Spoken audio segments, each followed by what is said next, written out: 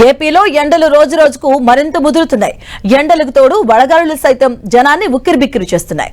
ఇప్పటికే పలు జిల్లాల్లో 45 డిగ్రీలకు పైగా ఉష్ణోగ్రతలు నమోదవుతూ ఉండగా రానున్న రోజుల్లో పరిస్థితి మరింత తీవ్రంగా మారే అవకాశం ఉందని ఏపీ విపత్తుల నిర్వహణ సంస్థ అంచనా వేస్తుంది.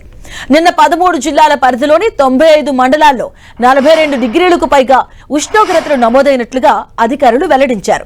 ఇవాళ ఎండలు మరింత పెరిగే అవకాశం ఉంది.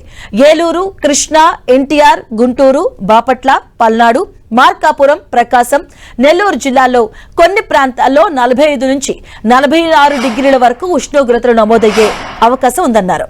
మన్యం, అల్లూరి సీతారామరాజు, పోలవరం, కాకినాడ, అనకాపల్లి, కోనసీమ, తూర్పు గోదావరి, పశ్చిమ గోదావరి, తిరుపతి జిల్లాల్లో 42 నుంచి 44 డిగ్రీల వరకు ఉష్ణోగ్రతలు నమోదయ్యే అవకాశం ఉందని అధికారులు తెలిపారు.